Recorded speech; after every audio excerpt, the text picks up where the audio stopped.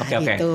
Nah, yang di Kawah Ijen dikasih sabu ini nggak bisa, apa karena sabu ini tadi kalau aku dengar ada cuma 3 ular. Iya, Kawah Ijen ularnya ular ijo, jadi nggak bisa. Ternyata salah spesies. Betul.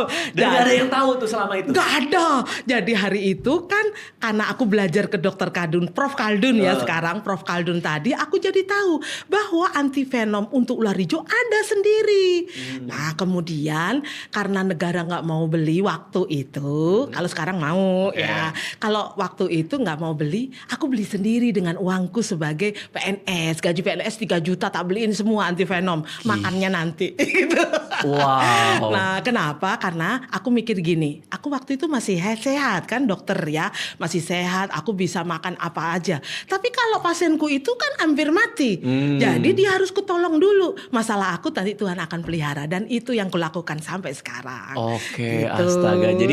Jadi dokter beli antivenom untuk ular hijau yang endemik di Wijen. Betul, aku pergi ke Thailand kan, aku sudah dikasih tahu guruku tadi, Prof Kaldun, belinya di Thailand, dan aku dikenalin dengan namanya Prof Taksa dari KSMI. Di KSMI itu Queen Sao Phaba Memorial Institute, pabriknya anti bisa ular yang dipunyai kerajaan Thailand dan didonasi oleh Red Cross Thailand. Jadi harganya murah.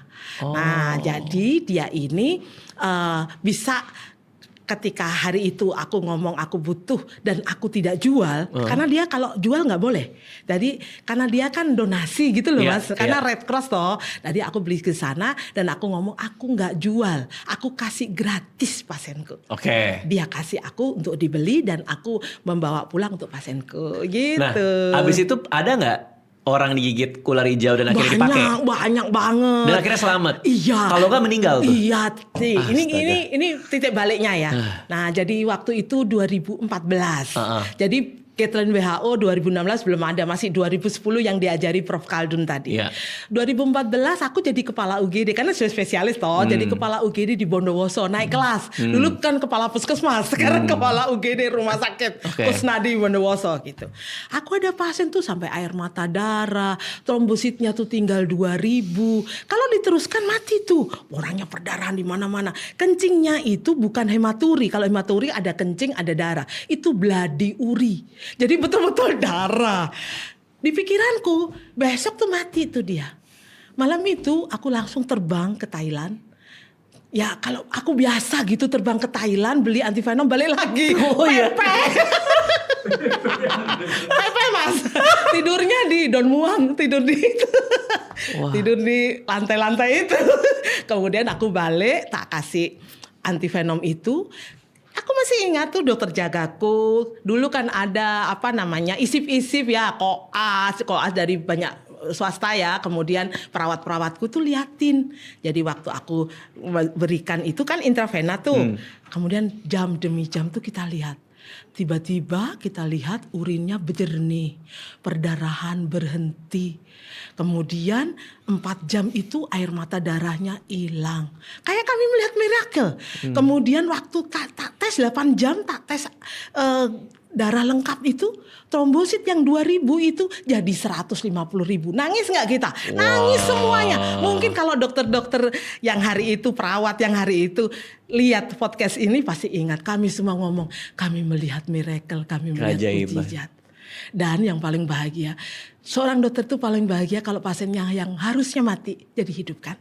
Nah jadi itulah yang ku alami. Jadi ternyata pekerjaanku dari 2012 sampai sekarang ini sudah 2016-14 tahun ya. Itu kebahagiaannya adalah ketika melihat mujizat-mujizat itu. Harusnya mati jadi tidak boleh mati. Dan bahkan hari ini ada ceritanya nih. Hari ini tadi aku sibuk situ bukan sibuk apa-apain loh. Aku sibuk di konsuli. Hari ini ada 2 pasien tepatnya. Satu di rumah sakit Kota Bandung, anak pesantren Mas. Digigit ular beberapa hari yang lalu. Ularnya neurotoksin, entah weling, pokoknya neurotoksin ya. Entah weling, entah welang, atau itu kobra atau king kobra. Tapi dia koma Mas. Jadi waktu dibawa dibawa ke rumah sakit Pindad, koma, terus sama rumah sakit Pindad, karena rumah sakit kecil ya, dirujuk ke rumah sakit Kota Bandung, intubasi terus ventilator, nggak bisa napas itu. Nah, kemudian aku datang sebelum pergi ke Papua itu sudah mulai bagus dan hari ini udah lepas, sudah makan sendiri. Besok udah pulang kembali ke pesantrennya. Aku berencana untuk training pesantren itu supaya nggak ada lagi anak pesantren kena gigitan ular. Satu lagi di Tiga Raksa Banten. Anak perempuan kecil juga, bayangkan Mas Dika kan punya anak tuh. Punya. Anak masih kecil, harapan hidupnya panjang. Ini 9 tahun. Dia juga gitu, digigit nggak tahu, main malam-malam. Kan dia nggak tahu ular atau apa, atau tikus atau apa. Pokoknya digigit, datang ke UGD itu sudah dalam kondisi gagal nafas, langsung diintubasi, kemudian ventilator, kan nggak bisa nafas, kalau enggak mati ya. Iya. Nah, hari ini juga bangun, jadi 2 pasien. Jadi itu kebahagiaan sejatinya. Wow, luar biasa sih, luar biasa sih. Iya.